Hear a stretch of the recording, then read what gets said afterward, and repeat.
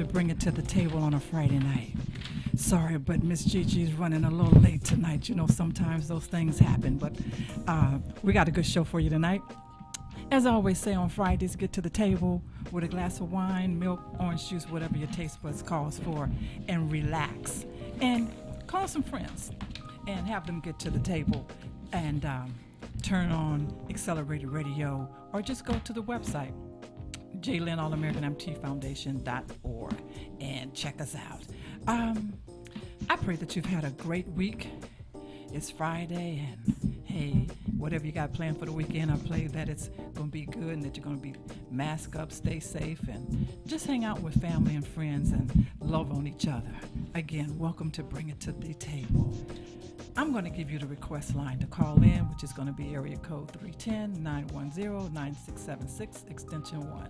Again, the request line is 310-910-9676, extension 1. Well, I'm going to take a deep breath. Well, we got an interesting show for you tonight. I've got several guests here with me, and it's really amazing because there is so much stuff that's going on. And, you know, with the war going on, but we have a war right here every day in our streets, every single day. Someone's either getting killed by gunshots or drive-by or car accident, hit and run, you know. So we have a war right here every day. And the reason being that I named this podcast or YouTube, Bring It to the Table, is because we want to bring things to the table, and we want to have a platform for people to be able to come and express their feelings and to share, and this is what it's all about. And tonight, it's going to be very interesting because that's exactly what we're doing. We're bringing some things to the table, and we just want you to take heed to it, all of it, because I'm quite sure somewhere in each one's family have been touched by some type of violence somewhere. And if it hasn't touched your family, you know somebody that it has. And so tonight we're going to be talking about these things, these issues. So tonight we're talking to a panel that's Safe Streets, Family for Safe Streets. And it's going to be very interesting. I want to say hello to my guest. Hi, Diane. Diane's been here with us before. It's good to have her back. And she has two people with her tonight. Jasmine. I can't forget that name because I got somebody that's very dear to me. Her name is Jasmine. And I think her Jaslyn. And I think her mom might be listening tonight, too. Okay. All right. And we also have John Yee with us tonight. Thank you. So, and they're going to be sharing some things. And as you know, we only have an hour, but I'm going to open up the floor now so we can get started because there's just so much stuff that's going on out here. So tonight we're going to start with. Do you want to start, Diane, or just introducing the guests and where and their role and what they do and how you became a part of this organization? Sure. Yes. Okay, well, you guys already know my name is Diane. I became a part of Family for Safe Streets because my brother Jamie got hit walking across the street by a moving car. He was crossing the street, didn't see the car didn't see him as well. It was like, the police said it was like 12 o'clock at night or something like that. I think I have the time wrong, but he was walking across the street, he got hit. His body was thrown like 3 to 4 feet, hit a parked car. He died instantly. Wow. So, with the investigators and victims for families of violent crimes, they introduced me to Family for Safe Streets. Okay. And this is how I met John and also met Jasmine. I have a question. Sure. When they introduced, was this like a support group for you when you first got involved, when you first met them? Was it? Because, you know, I know they have support groups for grief and for different things. So was this a support group or not? Well, Victims of Violence Crime was supposed to be like a support group. Okay. They get so overwhelmed because there's so many accidents and things like this is happening on a daily basis, basically. Okay. We all look at the news, especially here in South Central LA, California. Someone's getting hit almost every 5 seconds. Right. Almost that. Actually, every 30 hours, an Every 30 Angelino hours. is killed in a car crash. Every 30 Every 30 hours? hours. 30 hours. And the leading cause of Wow. death of LA's elementary and middle school children are car crashes. Really? Yep. Oh my goodness. So, victim of violent crimes, because I was just so into it. Of course, this is my brother. My emotions was running and everything, so I stayed on them, and they introduced me to Family for Safe Streets. That became my support group as of now. Okay. Okay. Okay. And how long ago was this? This is in 2019. Oh wow, recent. Oh. Still rare. Still Yeah, recent. Still yes, recent, not Still as recent as Jasmine's, but yeah, mine is Yeah. recent as well. Right. So I kind of became my own advocate Okay. in my own way. Okay. Because of his accident, it gave me the platform now to speak out for others. So, like I said, they haven't caught the person yet. There's a $50,000 reward out for that to try to help find it. Because in South Central, where I live, it's kind of like a dead man zone. So we don't get the high-powered cameras like Beverly Hills and Granada Hills and other places. Nothing against that, but we just don't have the resources. So the lights are very much dimmer. They're not as bright. When I was growing up, in my age, coming up as a young woman, growing up in that neighborhood, we used to have these big old bright lights. Right, I remember that. Big old, yeah, you do. The big old things like, they look like they could be in New York or something. They don't have those anymore. Because before my parents moved on the west side, I was over on 80th and Palmer so that Okay. was really over there, and it was nothing but big bright lights. Yes. You know, and when we moved to the west side, we were their second black families to be able to move to the Okay. west side, but there still were lights, Right, bright right, lights, right. but they were a little bit bigger and brighter than what we were used to having at that time. So I do understand that. Yeah. So my whole thing now is to try to advocate as much as possibly can. Try to get the streets safer. Just acknowledge the fact it's not only someone driving. It could be someone on their cell phone, someone not paying attention. The cars go so fast. He got hit on Normandy and 51st Street. Oh, That's where we lived. okay. We've been there. I'm 62. When my parents moved there, I was only like a couple of months old. Okay. So we've been there that long. All right. So when he got hit, the whole neighborhood knew exactly who he was. I didn't know who he was. I didn't know at the time it was my brother. Okay. I came home the next day from working. Went where he got hit at. Saw all the news media, cameras from different sources. Even saw the detectives was working on the case. I didn't know who they were. Went into the store on the corner. I asked the girl, I said, Susie, I said, what happened? He said, a 47-year-old Spanish guy got hit last night, killed. I said, oh, I said, that's really sad. Same time I'm in the store, the news media came in. I believe it was Channel 2 came in, and the young lady asked the store owner, can we look at your video? Because we're investigating the case of the 47-year-old Spanish guy that got hit. Well, my brother's name is Jamie. Spanish, that means Jaime. Okay. Okay. I'm looking at the person in the store. So I have to pray for this person. Pray for this person. You know, because that person has maybe a mother. Well, of course, they has a mother, a daughter, a child, whatever. And I'm praying for this person all day long. I didn't know I was praying for my own brother. Wow. So eventually, I'm trying to make the story short because we have a little length of time. So all day long, I'm calling his cell phone, calling his cell phone. Jamie, where you at? Normally, if I call him, say, oh, sis, I'm here. I'll be home a little while. Never answered. Going through my day, then I go to another store down the street. And I talked to a person as I come out the store. I said, Punchy. I said, I'm worried about Jamie. I said, Jamie hasn't called me back. I've been calling his cell phone all day long. So, you know, Jamie. Then she started telling me stories about Jamie. Oh, Jamie helped me with my TV. He dropped the TV out my front window one day, and we laughed. And I said, Punchy, I said something wrong. I said, you know Jamie. Jamie's back home. So I went on with my day. Again, I'm going out again. My neighbor and I passed the same car that his body hit. Still didn't know it was my brother. And I said, Paula, I said, look at this car. I said, we have to pray for this person. We have to pray for this So I'm going through the process of praying and all that. So I said, you know, God, I'm going to let it go. Jamie's going to call me. About 5 o'clock that evening, a good friend of ours come banging on my door. Diane, open up the door, open up the door, open up. I said, Trey. She said, where's Jamie? Where's Jamie? I said, Jamie's fine. I opened the door. She goes straight to his bedroom. Jamie, come out. Jamie, come out. She's knocking on the door. I said, Jamie's okay. She said, no. I heard Jamie got hit and killed. Oh my goodness. That's when I found out. That's Still didn't realize it. And I'm going like, no. She got the streets mixed up. She said, well, on 51st and Vermont, I sat on my porch and I said, wait a minute. You tell me that was my brother on 51st and Normandy? And I just lost it. The whole neighborhood could hear me. I can only imagine. Yeah, so I'm going to make my story a little short. That was devastated, and I actually had to talk to the coroner's office. My roommate said, you have to talk to the coroner's office. I said, wait.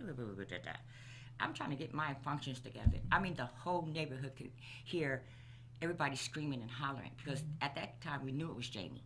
Right. That's why he never answered my call. So the coroner, when I talked to the coroner said his phone was ringing off the hook so much. She said, because he didn't have his wallet on him that night. Oh, okay. And his phone was ringing off the hook. She said, I decided to call a couple of numbers. She couldn't get in touch with me. So she was looking at all the numbers on the phone. She couldn't get in touch with me, but she got in touch with one of our neighbors down the street. Actually, the friend that was supposed to take him over to his girlfriend's house that night. And he was actually sitting on the porch, and she said, you have to identify your brother. And I said, wait, I have to come down. And she said, no. She said his name. I said, yes, that's him. And that's when I knew it was, because I was still in the now the whole time. No, it's not him. No, it's not him. Because they told me it was a 47-year-old Spanish guy. Right. And I asked the detective, I said, how could you think that was a 47-year-old Spanish guy? Oh, he just looked young. He looked like, I said, no. Actually, you saw his name. And it was, you guys thought it was Jaime and not Jamie. Jamie, of course. Yes. So the connection didn't happen or whatever. So anyway, it's been a struggle for me, because Jamie and I, after our parents passed away, we were the only siblings that was left in the state in the household. I have other siblings that's in Texas and basically in Texas, the other siblings. But we were so close, and it's so hard for me to go down that street. Now, they kept that car there that his body hit. They kept that car there for about 2 weeks, and I kept calling. I said, detective, please remove that car, because every time, all I could see, right, you know. Of course. So and you have not, up till now, they still haven't found the person? no, they still haven't found the person, but you know what? I forgive that person. Yeah. Now, the car was there, but the person that was driving left the scene? Well, actually, no, his body hit a car. After they hit him, when they hit him, his body flew like 30 feet and hit a parked car. Okay, I see. So the coroner told me, she said, if anything that I can help you with is this. When he got hit, he died instantly. He didn't feel a thing. Okay. But I could still, I always in my mind hearing him call my name out. But they haven't found the person yet. And actually, after the car hit him, the car stalled. From his body impacting the car, the car stalled, and they revved the car up, try to rev it up. So my thing is this. I don't know if that person may be listening tonight. I don't know. But you just have stopped. Right. You could have held his hand, say, I'm going to get you help, but they revved up and they ran away. Now, because, I mentioned again, because there's a lot of businesses on that street, but in our community, they have the videos and things like that, but videos only wrap around for like 30 days. Okay. So they looked at it, the detective saw some of the video, and they saw a car, but the car was going so fast that they just got it. It's actually like a reflection of a car. Okay. They said it's like a dark color car. The car is not dark, it's like a dark gray. Okay. That shows like a purple hue in it. So anyway, I have forgiven that person, because they have not only touched our lives, but their lives is touched as well. That's right. So they're living with it every night, every day, just like I am. But I had to forgive them, and had to forgive them because for me and for our family to heal. To heal. So if they catch them, they catch them. Like I said, there's a $50,000 reward out for it. Wow. But there's, if you look on the news, there's $50,000 reward all over the place. This is what the city gives.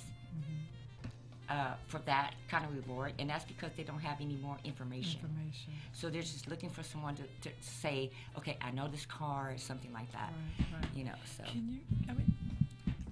Can you only imagine how many people have lost loved ones that way?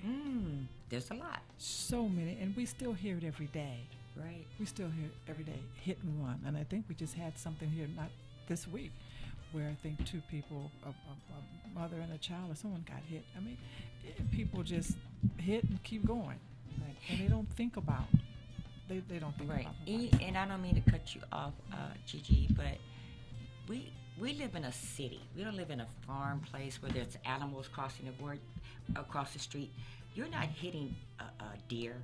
Right. You're not hitting a cow. You're hitting a human being. Right. We don't live in that kind of area. Now we have a lot of stuff around us. We have all kind of animals around us at this point, but there's not deer and cows and things walking. You're killing a human being. You're right. That's a life. You're right. I'm not saying a cow is not a life, but it's a difference. It's a difference, and can you know? Right. So it lets you know that if they hit a human being and keep going, if they hit a cow or a deer, they're gonna keep going. Well, a lot of people know when they hit an animal, they'll stop. You think they will? Oh, if you really look at it, Okay. up in the woods, they will stop. Up in the woods. But we're not in the woods. Yeah, up in the We're woods a they'll big stop, city. but down here and they probably won't. that's the point I'm trying to make. Yeah, We're in a yeah. city. That you hit something. You may have hit a dog, but most of the time you're hitting a human being. Yeah, I nine saw times people over where I live because it's so dark. They take their cell phones out at night and put the flashlight on just to see the car. See, I'm crossing the street. Right. Yeah. Yeah, right, so right. it's a thing that we need to correct. And the way we correct it is get with services like what John represents. Right. Get with your councilman. Get your streets better. Right. I have on my street right now, I have a stop sign. A stop sign is here, and there's no stop. And there's going to be an accident any day. So it's you getting with your community, expressing what your needs are. Right. Any other community would, especially the ones that have money. Yes, I hear you. Wow, Diane, well, I'm going to keep you in my prayers as I do Thank always you. anyway. But yes, wow, it's amazing. I have Jasmine here, and Jasmine has a story, and her journey is, I don't even know what to say or how to say, because I have not traveled that road, and I have not traveled that journey that this young lady is about to tell us about her journey. And I just heard just a little bit while we were waiting. My prayers go out. You're definitely in my prayers. Thank you. Yes. Jasmine. Yes. My name is Jasmine, and I am a mother, a grieving mother. And I lost my daughter was killed. Her name was China Waddell. She was 22 years old, and she was with child. June 25th, 2020 at 10:25. It's all right. Yeah. It's still fresh for me, but I keep going.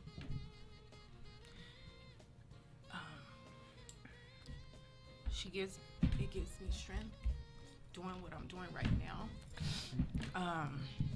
But yes, June 25th, 2020, I found out around 5 p.m. that around 5 afternoon, I got the phone call from someone. It wasn't even the coroners or detectives or anything, stating that my daughter was no longer here due to her being a passenger and a head-on collision, full speed without intent to stop from the driver. So I got a phone call around 10, maybe 10 in the morning.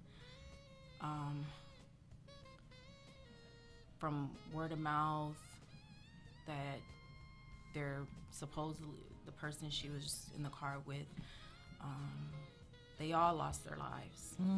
They were young. So I'm not just, it's a lot. Was that here? Yes, that was in the city of Wilmington. Okay. City of Wilmington, off of PCH. Okay. Yes. So, even with that, still, and I during that time, it was around COVID as well. So, but still, I still haven't met not one person personally that handled my daughter's case. No, not even not today. No. And that's No. Do you have amazing. anything up on the screen, Rashid? Excuse me. Is that up there, Rashid? No. Okay. All right. So I never met anyone personally through Zoom, anything, just to make it personal, to say, hey, I handled your daughter's case. Right. My daughter wasn't just a number. No, she. And that's for me personally, where it's no type of closure for me, because it's just how, where, why. However, as far as with peace, the only way I'm able to have peace and grace is through God.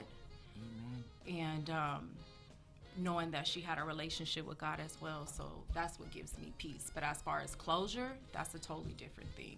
So I'm here today, and I'm very thankful to be here with my team that I've grown to. They took me under their wing, and moving forward. How did you find out about this team? I found out through what is it? Victims. The victims of crime. Victims. And because I was just like, I need some type of, what do we do? What can we do so this can I don't care if it's one person that it helps. Yes. It's helping someone.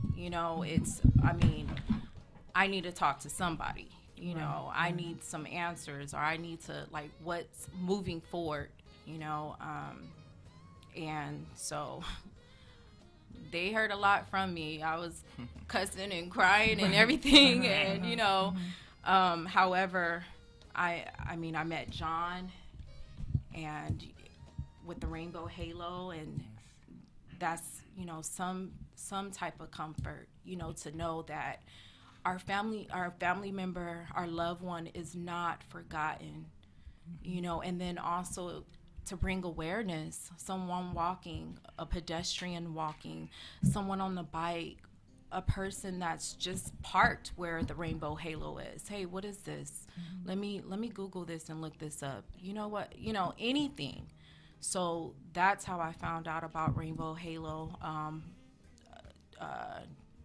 February 22, 2022, China and baby Ike. That was my unborn grandson's name. We were lucky to have a Rainbow Halo installed on February 22, 2022, because they were 22. China was 22. So How beautiful.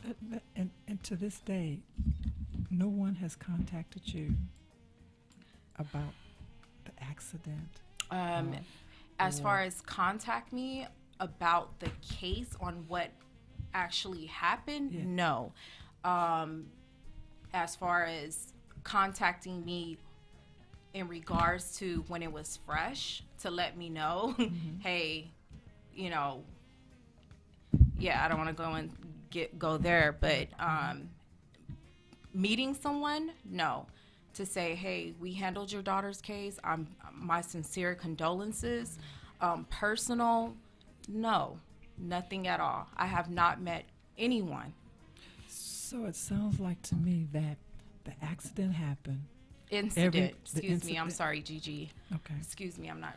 Okay. Incident. The incident happened. Mm-hmm. Everyone in the car was killed, Yes. and not one detective have come to you, or I don't know about the other family members, anybody, to reach out and say, hey, we're looking for, we're trying to figure out how this happened, what happened, who was at fault.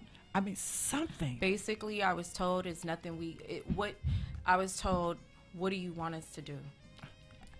What do you want us to do? I mean, they're not here. And that's exactly the words that I had got from them. Yeah. Mm-hmm. Now, did you know the other people that was in the car? Yes. Have you talked to their families? No. And their families haven't reached out to you? No. That shows no compassion. No. Nowhere. John, you wanted to say something? I mean, the story of Jasmine. First of all, just thank you for having me here, Ms. Gigi, and You're welcome. It's a really honor to be on this panel. You're quite welcome. But the story of Jasmine is really not a unique story. There's almost a double trauma, and if you ask anyone who's been in a car crash in LA and dealt with the aftermath, whether it's them or their family, whether they survived it or whether their family member died, the first trauma is the crash itself, and the second trauma is then dealing with the judicial system, dealing with the court system, dealing with all the other sort of things that happen afterwards that you have to deal with, that there is no roadmap. No one tells you what to do. And the city actually has a victims assistance program specific for crashes, but they've been actually cutting the budget for that. So in a city where we lose someone every 30 hours, why are we not prioritizing the very Angelenos who are being killed on our streets or maimed on our streets? So, I mean, a lot of people don't become leaders and don't become active, sort of like Jasmine and Diane are. And so who are supporting those families? How are they're suffering in silence? John, do me a favor. Speak right into that camera there. There's sorry, a camera right there. Yes. Go ahead. Finish.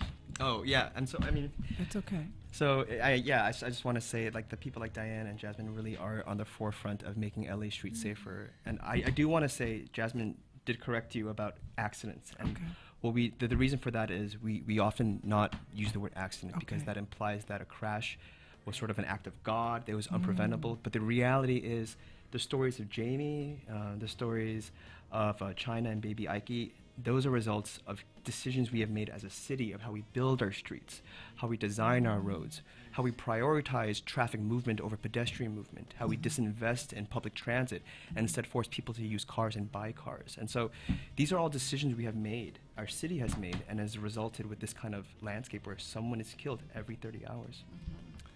I mean, I'm just amazed every 30 hours, and I don't think any of us ever think about that, that it's every 30 hours. The regular people, just, people that are listening to the news or looking at the news every day, we hear it, but we don't realize that it's every 30 hours. And that's because there are accidents, I should say incidents that we don't even hear, that they don't even report. You know what I'm saying? Yes. Before the pandemic, it was every 36 hours. But now, after the pandemic, it's now every 30 hours. It's only gotten worse. And I'm sure anyone who's listening to this right now can attest to speed racing on their communities, the sound of high-speed cars going down their local roads. So it's becoming an issue. Just standing out, waiting to come in. You saw how they were speeding up and down La Brea. So, I mean, people just don't care.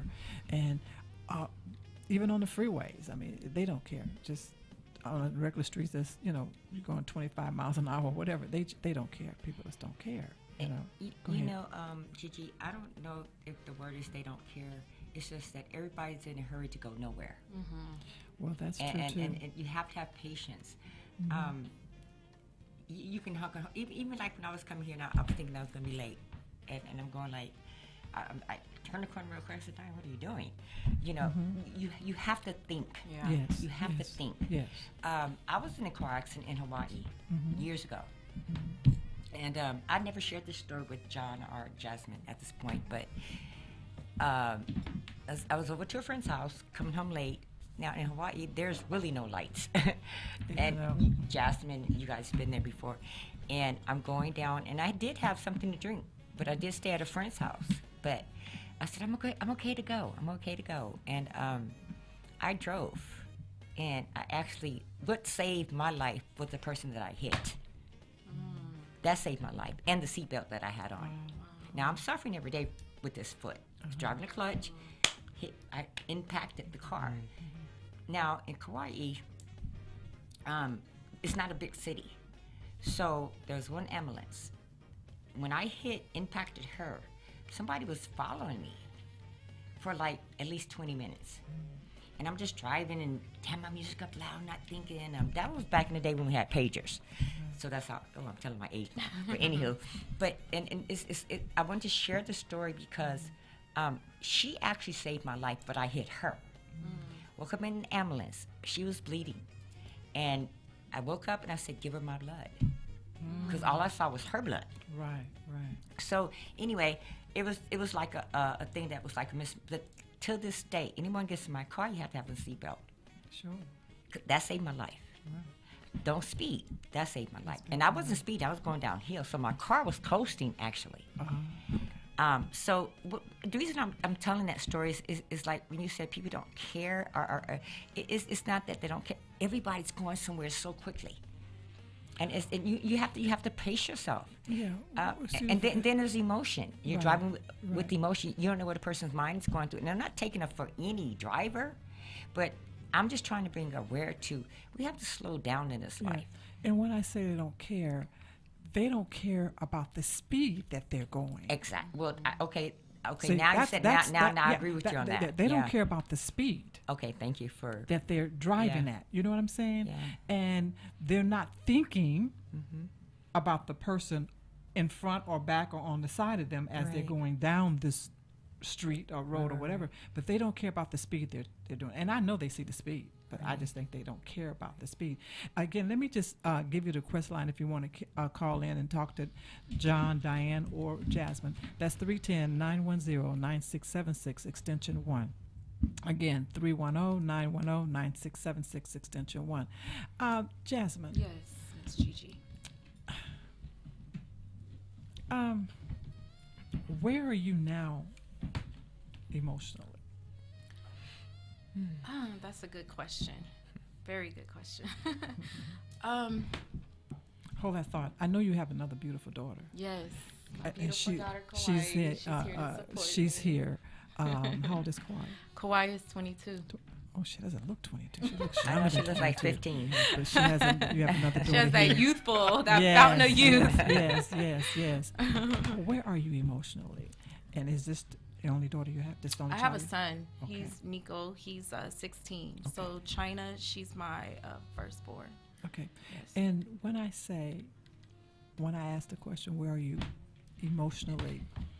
Because you lost your oldest daughter. Where are you with your other two children? That's a really good question. I would definitely say it took a lot of, I wouldn't say accepting, because I would never accept. I knew that I had to be there for them. But in order for me to be there for them, I had to be there for myself first. So it took a lot of self-healing, going deep within to understand that you're never going to understand. And that everything is just temporary. However, that doesn't mean for me to just close the chapter and not, excuse me, Miss Gigi, Go ahead. ride from my baby. This is we bring it to the table. It's all right. That's all right. Just be yourself. Just be yourself. You And know, that's speak. just being real. Like, I mean, I would never have, I wouldn't say, like I said, it's the difference between peace and closure. And what gives me peace, I keep that within myself, for myself, between me and my daughter. That's, China, that's not here. However, where I'm at today, like the question you asked me, I just say day by day. I'm not gonna say I forgive right now, because, and if I do, that's between me and what I want to do, because at the end of the day, I'm a grieving mother, so I can do as I please for me and my peace of mind right now. And when the time comes, that's between me. That has to do with me. When this happened, Yes. you had two other children. Yes. Where were your feelings with the other two? And how did you and what did you do when you know, with you knowing that you've lost one? Now you've got two others, and something I'm going to do. And Answer for yeah. And matter of fact, she'll let the real know. Matter of fact, I Yes. think I have one more headphones, because I would really like to bring her in, because I would like to ask her this Yes. question. We're going to take a short pause, as they say, a pause for the cause for a minute, because I want to set this young lady up. So you guys just bear with me. Let's go to commercial right now. Hold on one second.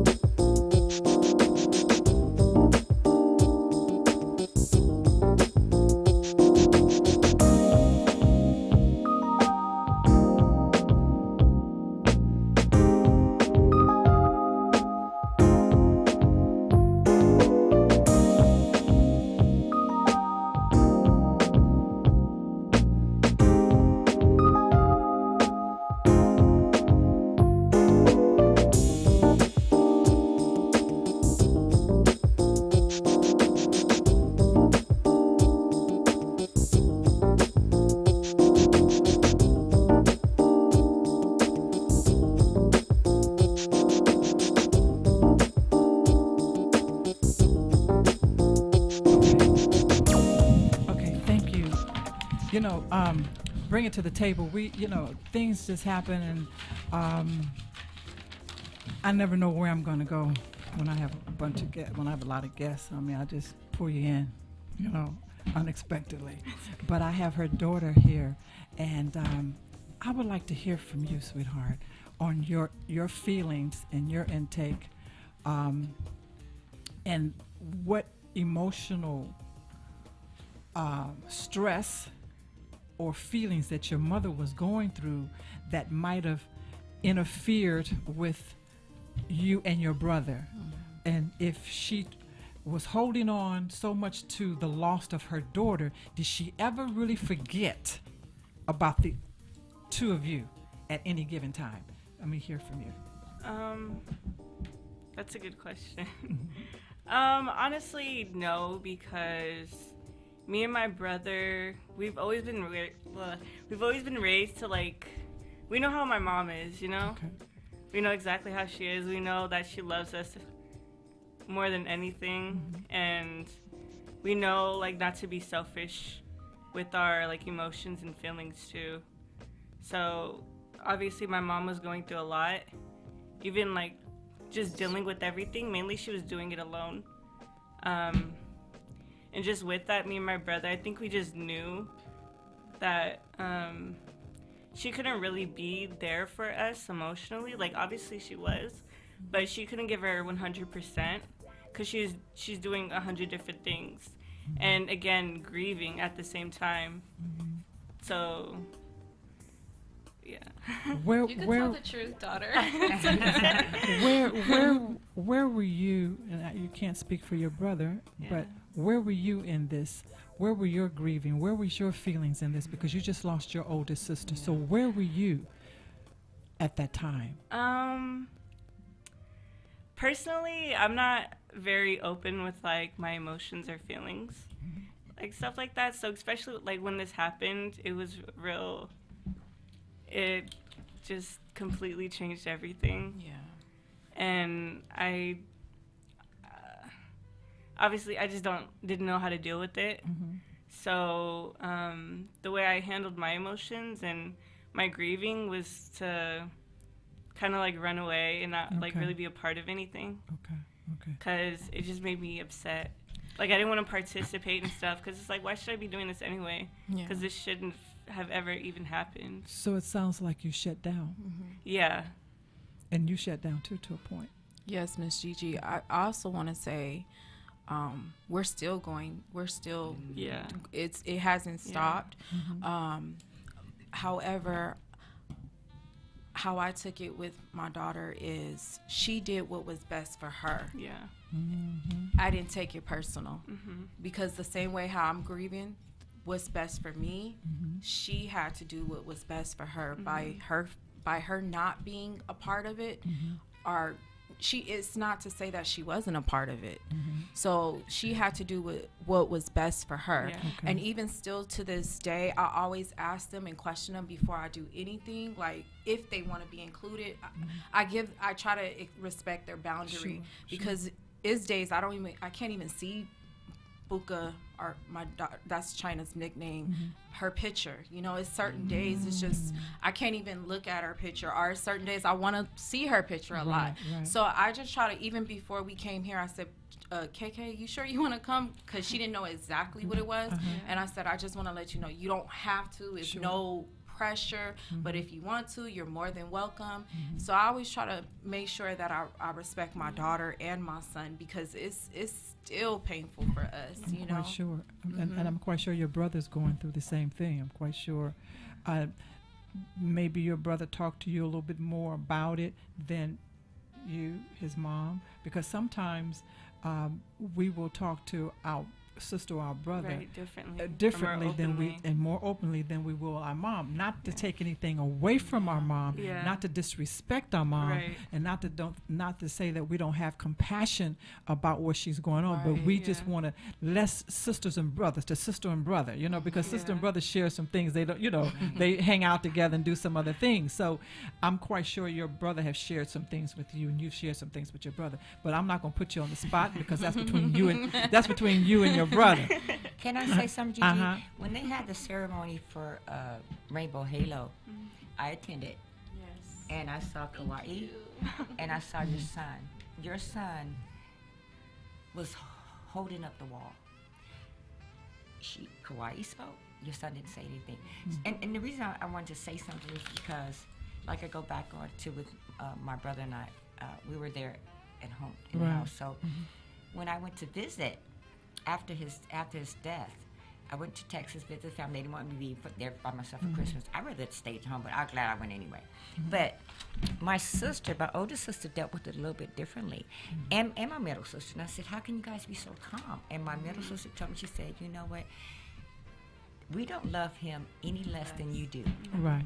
But you guys are so close. You were there. You were there when it happened. They were in another state. Right. So I don't say they loved him less. And like I said, the emotion from the sister and the brother and the mom is totally different. Everybody grieves differently. Everybody. Yeah, Everybody grieves differently. Everybody. And the impact of any situation like what we have been through is horrible. Just like Jasmine mentioned, sometimes it's hard for her to look at a picture. It's hard for me to go down that street. I have to tell myself sometimes to breathe, Diane, just to breathe. Yeah. Because I have to go down. Now, when it first happened, I didn't want to go, and I didn't want to go down the street. I went all the way around the corner just to get to the store, so I wouldn't have to go there. But a friend of my brother said, "Don't do that to yourself," Yeah. because Jamie would want you to do that. So sometimes you have to walk into it, but You do. everybody's different. Everybody. And Everybody. the impact of this kind of situation, I never thought I would have to walk this path. Wow. I want to hear a little bit more from John. John, so you have the nonprofit. Tell my listeners, before we get off the air, talk Yeah. about where your role is and exactly how you've gotten together with all of this. Sure. So I'm the executive director of a pedestrian advocacy nonprofit called Los Angeles Walks. And so we partner with communities to pretty much secure pedestrian infrastructure like flat sidewalks, curb ramps, speed humps, anything to really slow down speeds in communities. And one of our projects is Southern California Families for Safe Streets. And it's actually a national network. And it just goes to show how this issue of car crashes, people dying on our streets, is a national issue. And actually, the car crash rates have gone up nationally. But Families for Safe Streets is a cohort of family members and victims of family members of traffic violence. We have people who they literally have metal hips now. We call her Iron Maiden. One of our members is Dee Dee because she was in such a horrific car crash. And so this is a collection of people, and we call ourselves family. And it's weird. It's a family no one wants to be part of, but we are a family no less. Do you find that putting these bumps in the street, are they actually helping any? Because sometimes I see people just, it don't matter. They still speeding. They just, going straight up. I think one, infrastructure isn't enough. I think many people who are probably listening would agree, we need an overhaul of how we move in LA. I mean, on average, we spend 3 hours in our car if you're in your car. If you're on a bus, you're oftentimes waiting 20, 30 minutes for the next bus or train. And so the way we move in the city is broken, and I think the stories we're hearing today is a symptom of that broken street system that we have, of high speeds, community streets that should be focused on the community and the movement of the people who live there instead of the commuters driving through there. And I feel like that's sort of what a lot of communities face right now. And I live in Koreatown, and Koreatown is, everyone drives through Koreatown, either get to downtown or out of downtown. That's true. And so we see that firsthand. And so how do you build community? How do you build families when it's so dangerous to even walk outside your door? And that happens to mostly communities of color, immigrant communities. And so I think this is an equity issue as well. Right. Before we go off the air, we'll be going off pretty soon. Jasmine. Yes. Do you find that support groups with other mothers that have gone through what you've gone through have helped or will help? And I asked that question. I have a reason why I asked that question. I'm an amputee, which none of you all don't really know that. Wow. And I've gone to support groups in the very beginning. Didn't help me. It just didn't help me at all. I find for me, I put a support group together based on what I wanted to see in a support group and based on what I know would have helped me. Okay? That's the reason why I'm asking this question. Have you gone to a support group with other mothers? I have, and I'm just, honestly, I wasn't really looking for the support. I just wanted to be heard. And I think every grieving mother, they just want to be heard. So when I wasn't looking for that, and then also, to me personally, I didn't want to hear this kumbaya stages of grief. I just wanted the real, like, hey, this is real messed up what happened, and I just want to express how I feel. Right. And another... Hold on 1 second. Is that a caller?